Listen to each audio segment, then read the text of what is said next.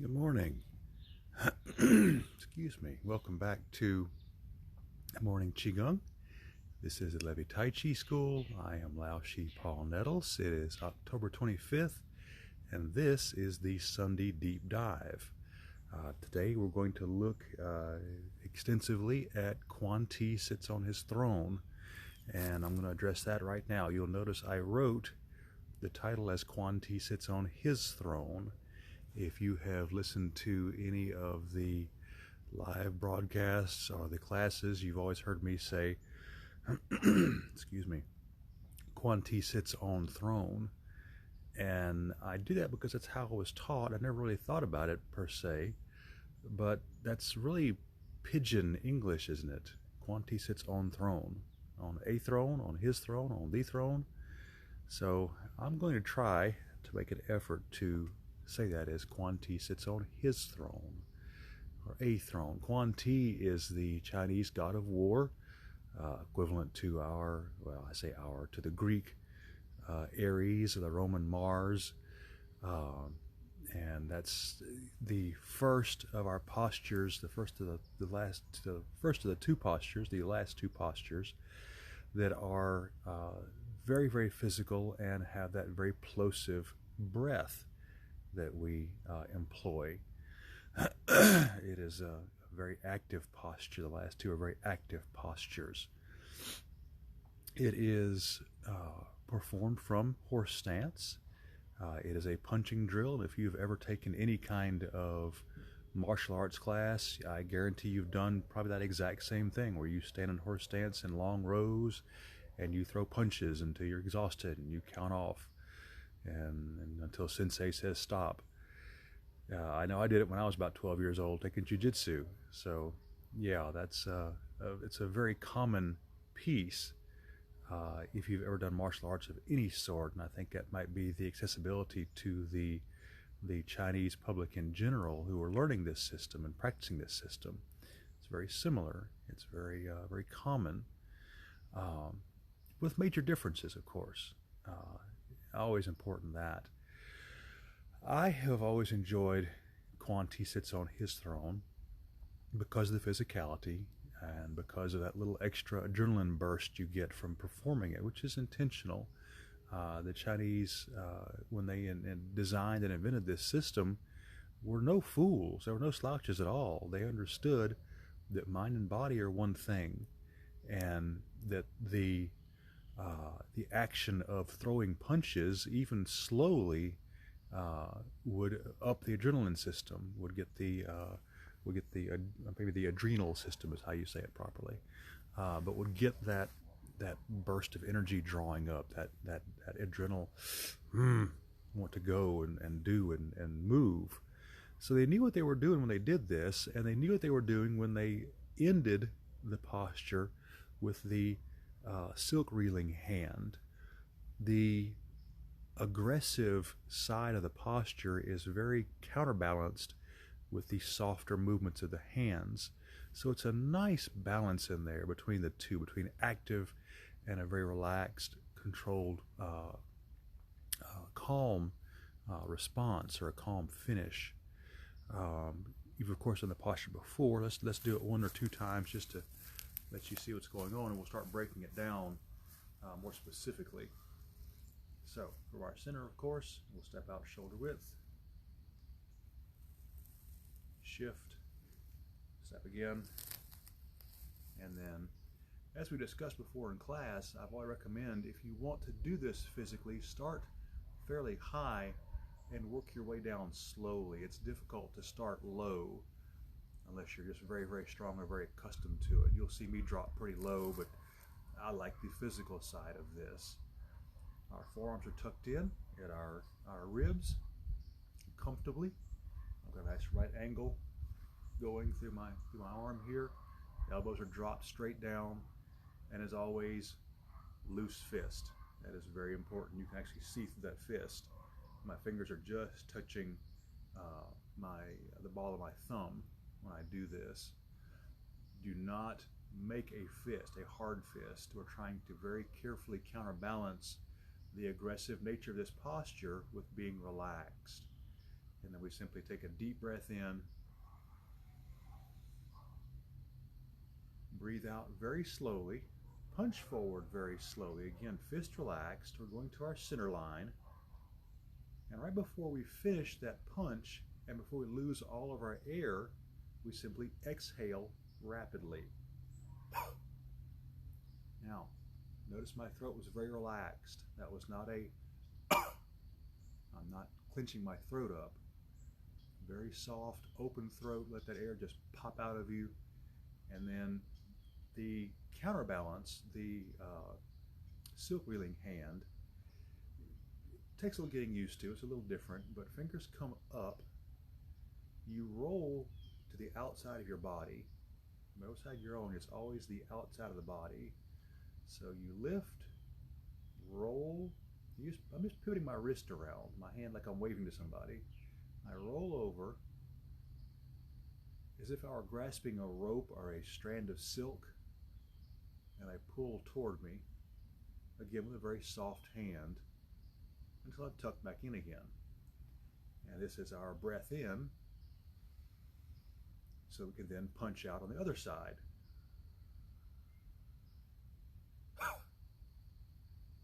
Roll and draw. The silk reeling hand is a fairly common piece in Tai Chi as well, that soft movement of the hand, that rolling hand. That again adds to that silken quality of our movements and our thoughts. It's designed to keep us calm and relaxed. The great balance there, of course, is the punch. You pop that punch out there. And we have discussed in the past a few times, in the truest teaching of the form, you are to make a warrior's face as you punch, which again, the Chinese understood that expressions, facial expressions, the way we show our face to the world changes what happens in here. So when you get that fierce expression as you punch, that ramps that adrenaline up just again a little tiny bit. And it's only done at the moment of the punch. It's not held. You're not, in a war face the whole time. It's only done for the punch. I have not really pushed that teaching because people get very embarrassed over it.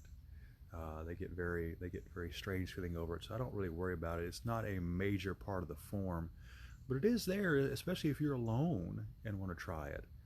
It's kind of fun. I mean, you're doing a very aggressive thing, and you do a little aggressive face. It gets you kind of warmed up a little bit, but again, in a very carefully managed fashion. You're holding yourself at a certain level. If you've ever done any kind of classes in combat, in boxing, in jiu-jitsu and wrestling or anything, you're always taught to not lose your temper. You have to control that anger. You have to control that adrenaline and aggression. And that's exactly what we're doing. When we punch and then roll, we're controlling that aggression, keeping that aggression from ramping up and ramping up and ramping up until it's out of control and we lose control.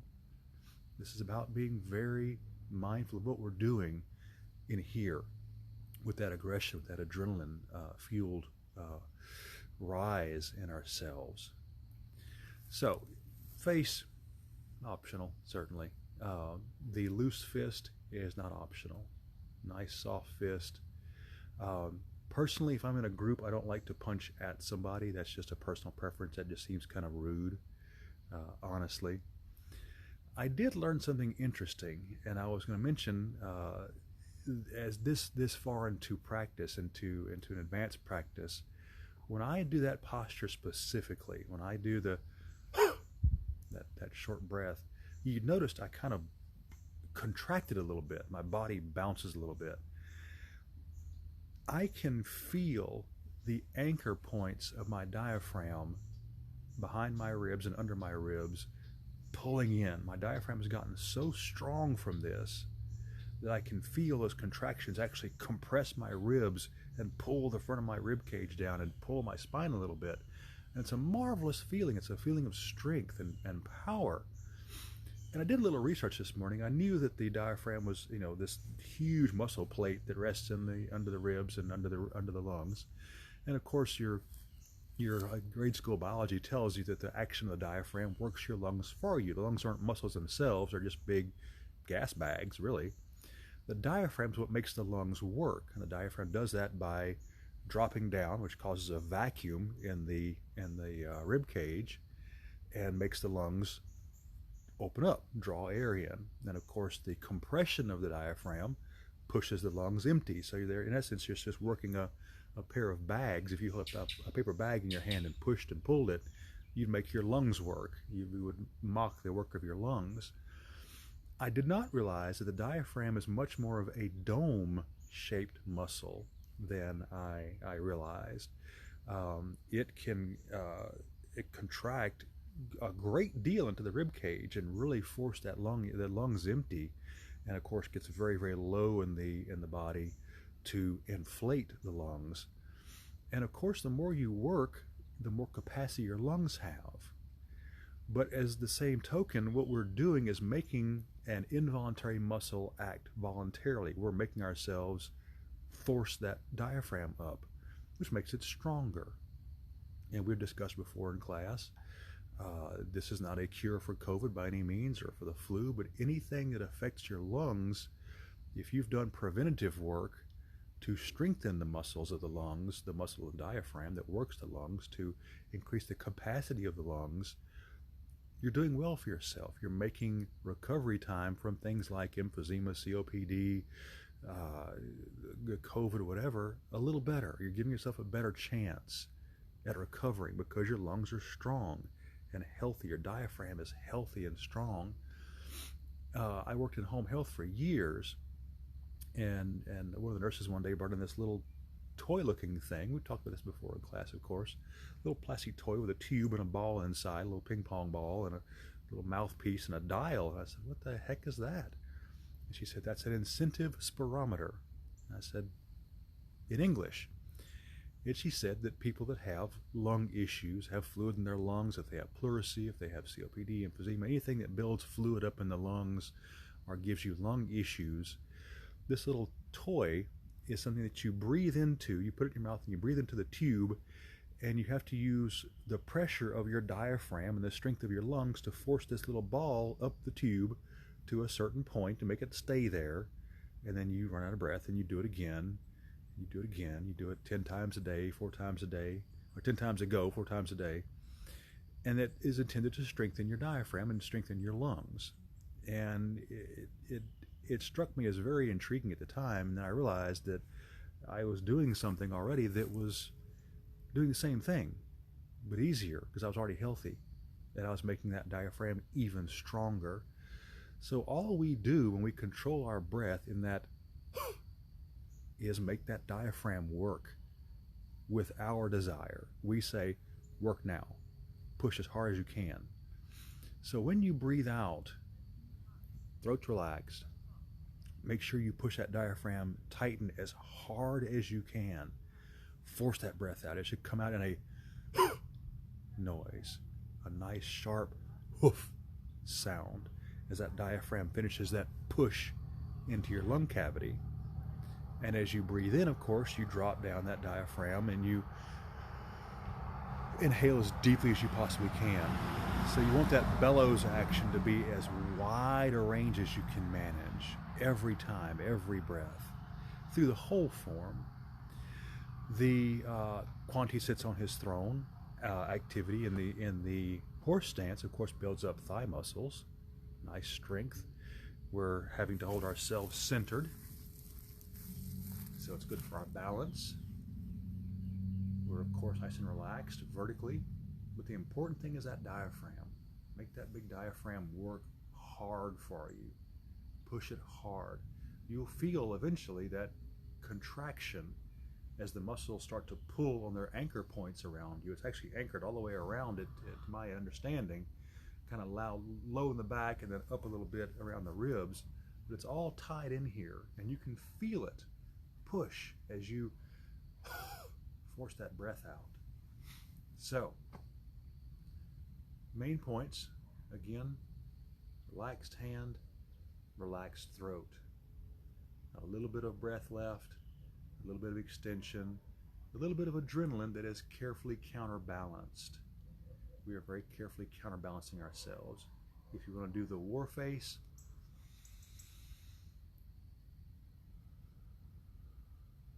go ahead. Clench up, you know, as long as you're not messing with your throat. I tend to kind of do a little snarl, I think, in my eyes when I do that. But as long as you're not bothering your throat, make sure your throat stays relaxed. Let that breath flow out as fast and as unimpeded as you can. Nice and easy. Pops out. And the diaphragm is free to work as hard and fast as it can to dump that air out. I realize it's tough sometimes to be in a group and make weird sounds.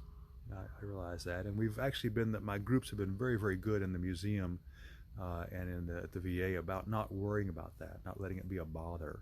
It's not offensive.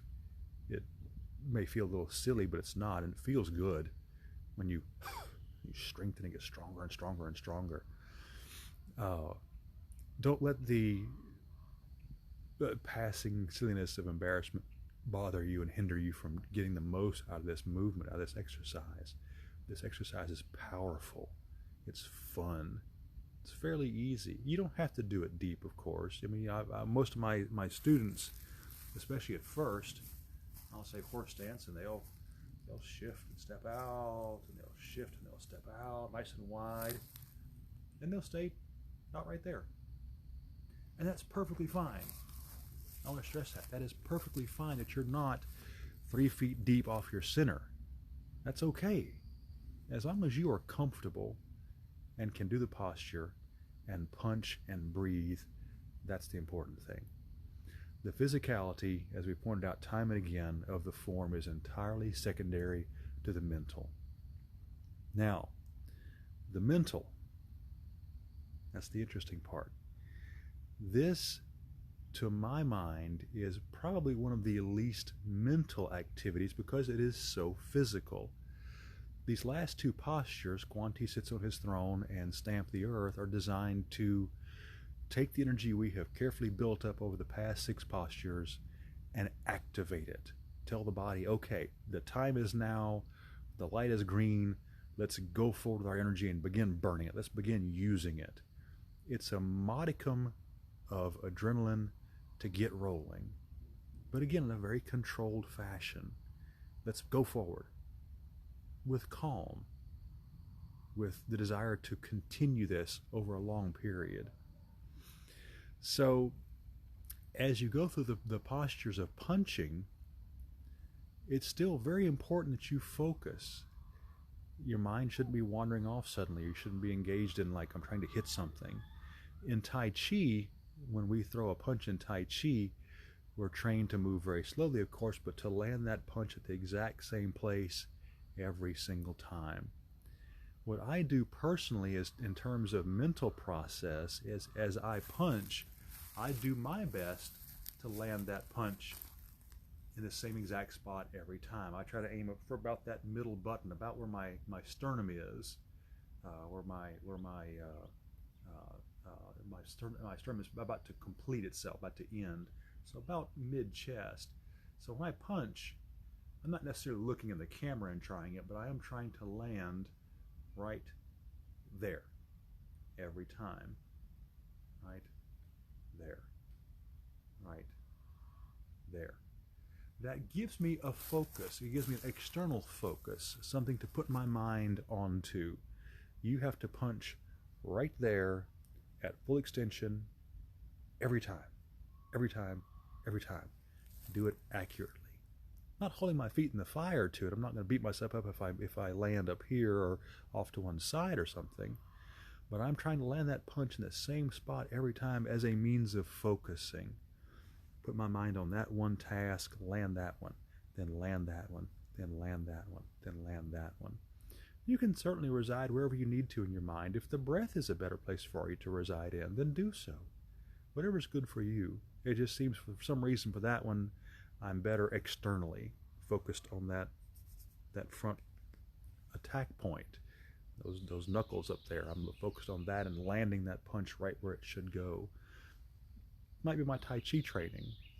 Either way, it works for me. It keeps me focused in one place, as you want to be focused in one place as you go through the posture. And we are making movements designed to soften the adrenaline rush of the punch. One, of course, is the slow punch. The second, of course, is the silk reeling hand. That's a very gentle gesture. It's a come hither, a drawing in. We've discussed in class before, that's how when you are in China and you are unrolling a silkworm's cocoon, it's one continuous thread all the way through the whole thing, and you tease that one little piece loose and you roll it out of the cocoon to keep it from popping. It's a very sinuous gesture as you unroll this cocoon into a silk thread to be used for whatever. So that silk reeling hand is a very delicate gesture. It's a very soft gesture. It's a gesture that takes mindfulness. You can't really do that not mindfully. It's hard to do that and not be engaged in what a wonderful soft thing it is. It's a beautiful movement. So as you do that, let your mind rest. Roll back, draw back, and then punch, and then draw back carefully, gracefully, smoothly. I don't know that you could do it not smoothly, that movement. It's hard not to. But that's your mindfulness. That's your mindfulness side of this. Now, I will say this too. There's not really, that I know of, a variation on the posture. But I do have some folks who will, instead of punching, will do a sort of reach forward or a starburst of the hands, which is kind of cool, I think. So the breath in, breathe out, and instead of punching at the last, they'll do kind of a and then roll and come back. And I think that's perfectly fine too. I think that's a neat variation on the form. As always, we're not worried about you being exactly the same, exactly in lockstep with anybody or with the form. If that gives you comfort, if you have fun with it, it's still the same sort of movement. You're still popping forward, whether with a fist or the hand. That movement still runs forward, bang, adrenaline comes up, and then you roll and temper it again. So whatever works for you works for me. You haven't got to punch. You haven't got to do the hand thing. You haven't got to do the sow exactly as I do. We've discussed that time and again. As long as you are breathing deeply and in the pattern we're breathing in, that's the important thing. Focusing. The external movements, unless you're going to hurt yourself, are not vitally important. There are a few we are very very focused on, especially when we're in horse stance and turning our weight on our feet to prevent injury.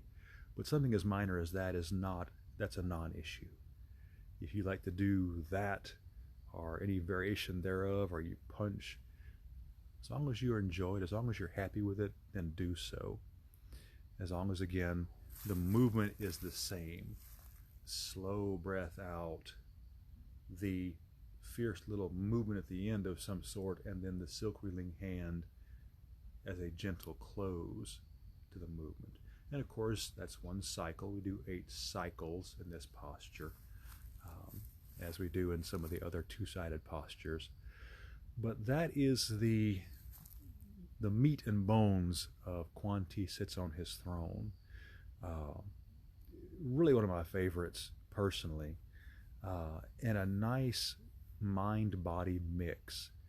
Very, very physical posture, and it is performing a very physical thing. It is triggering our mind to produce adrenaline, to begin to burn that energy, to get ourselves a little hyped up, just a touch, a skosh. And then it is counterbalancing, it is tempering it with mindfulness. The mindfulness of the slow breathing, the mindfulness of staying in the posture, of staying low in the form, and the silk reeling hand and the slow movement forward. So it's this beautiful yin-yang of adrenaline and balance, of aggression and carefulness. I think it's a great posture to play with, to relax through, to really enjoy. And you can do the war face, the warrior's face, be tough and fierce and make yourself, laugh if you want to. It can be very comical if you're like, in the mirror, doing faces and things. That can be fun. We've said before, you should play your form with the Buddha's smile. I know the Buddha laughed. I know he had to laugh at life. He had to. I'm certain he enjoyed a good joke. So make a war face, laugh at yourself, stay focused, relax, breathe deep. Come back and see us Monday morning, 8 a.m. Central Time, and we will continue the form from the beginning, the get-go, and hopefully you'll be able to do Quan sits on his throne with a little more mental acuity and a little more physical skill and a little more mindfulness, and maybe a warrior's face and a smile at the end of it. But be here Monday for me, please. Your attendance is always profoundly appreciated. I love doing this for you. I love knowing that you're out there watching these videos and enjoying yourself and hopefully laughing a little bit too. We will continue as always Monday through Friday, 8 a.m. Central Time on the videos. And then Saturday morning, of course, we'll be back in the museum, Alexandria Museum of Art, for our gallery class. And then Sunday, our next Sunday coming up, will be our last posture, Stamp the Earth. And we'll be done with the deep dive classes, which have been fun. Have been kind of interesting. I've always felt that returning to fundamentals can be very rewarding, can be very educational. I've told classes before, usually Tai Chi classes, but when I was taking Tai Chi as a young man, we had a very small class. It was usually just two of us in the class, three at most, and at the school at the Quan. And I would always get annoyed when someone new would come in, because we would go back to the very beginning again.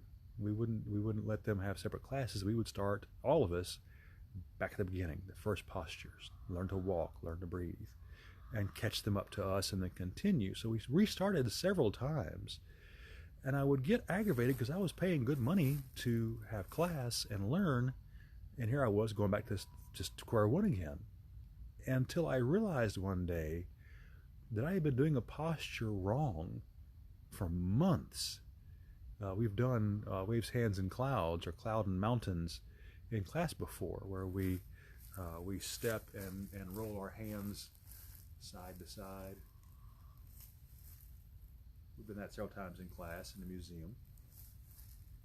And I realized, having restarted again with another student, that I had been doing it wrong. My steps were completely wrong. My balance was off. I was like, oh, sweet heavens. So there is certain benefits to going back to foundation work, and voicing the specifics of these postures for me is foundation work. Revisiting things, learning that the diaphragm is much more of a dome than I thought it was. I thought it was more of a flat plate, and it's actually a very big dome-shaped thing, and seeing exactly how it anchors the body. I learned something today, which is cool.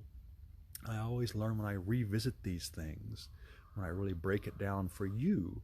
I break it down for myself and try to explain how I would try to explain it to myself, and I say, well, this is a thing, this is why we do it, and it really brings me a deeper understanding.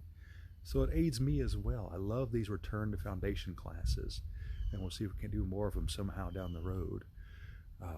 But anyway, just a personal diversion there, a little divergence. Thank you for joining me, as always. Again, we'll see you tomorrow morning, 8 a.m. Central Time, or when you happen to catch the videos. Thank you for your participation, your comments, your likes, your shares. All that goes a long way, and it is sincerely appreciated. I hope you enjoy this wonderful cool front that just came through. I hope you remain safe during the next coming tropical depression. I hope you stay safe as always, and I want you to be well.